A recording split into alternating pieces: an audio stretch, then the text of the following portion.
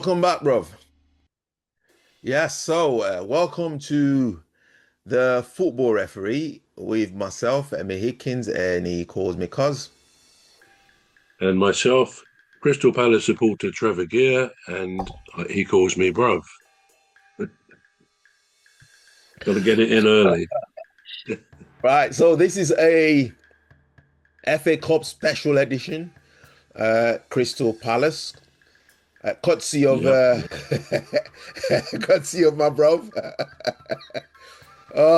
What Oh a yeah, day. What a day it what a was. day! What a What day. a day was! What a day was! Right, just to start off. So Crystal Palace did it in style, and I watched the whole game, and Yeah, I was actually rooting for you. I was actually rooting for Crystal Palace. good. Now there are some talking points, and I think the first one I would like to bring out is: do you think that the right, what's the goalkeeper's name now? I know it's Henderson. Is it Dean Daniel Henderson? Henderson. Dean. Dean Henderson, yes. Dean Now, the Henderson. guy, Dean Henderson, actually should have been sent off. Uh, do you think it doesn't matter now? It doesn't matter now. You've won the cup, right? Yeah. But do you think that he actually, because according to VAR, there was nothing to talk about. But when they actually showed the footage, it was seen to have touched the ball outside of the 18-yard box. Now, what do you make of that? Well, yeah, there's quite a lot to say on that, really. I mean, the VAR decision, because it was Yeah, in the first half, the VAR decision was that Haaland was actually not heading towards goal right. when this incident happened. He seemed to be running sideways. Now, some people have said, well, he only was running sideways because Dean Henderson clawed the ball away that way. Yeah, yeah, But actually, when I looked at the footage again, he did seem to be running across the goal, possibly because the goalkeeper was there and he was yeah, sort of trying to go around him. yeah, Now, it's a difficult one.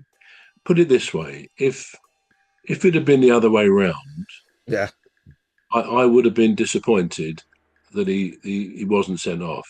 So, in yeah, other words, I think he was lucky. yeah, There's a number of things to say there throughout the season, probably like most teams, but Palace have had a few pretty bad decisions VAR wise. I mean, it does happen to most teams. So the rub of the green sometimes means you're going to get perhaps a lucky decision. yeah, Interestingly, the subsequent penalty that yeah, Manchester City were given, yeah, I didn't really think was a penalty because the defender Mitchell, he did get the ball. Okay, the guy kind of went over at the same time, probably looking for it a bit for a penalty.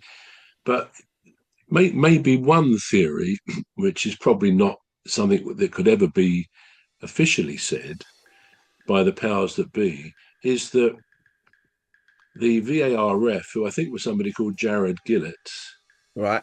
an Australian guy, and his team, the VAR people, he may have thought, look, I think he was going. I can say that Haaland was not heading towards goal because he really wasn't. Yeah, But although he might even then have said he's got to go off the goalkeeper for touching the ball outside the area, yeah, this is a cup final. This is the FA Cup final, yeah. and maybe the quickest way to wreck a cup final in the first half.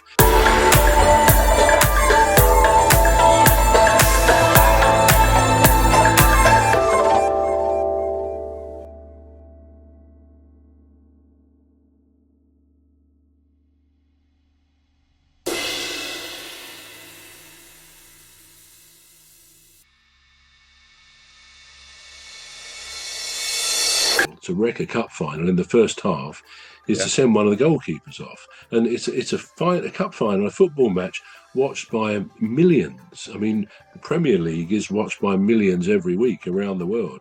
You go to absolutely. America, and in all of the eating places, or most of them, they've got screens up. When I was recently in America, I watched one of the two Palace. In fact, we watched both Palace games at different hours to here, obviously. But while we were in the Hard Rock Cafe, and sadly there were the two games Palace lost because we weren't there, you see. But it's the most popular league in the world, and it's watched there. So you can sort of understand a VAR ref saying, well, can I find something to avoid sending him off?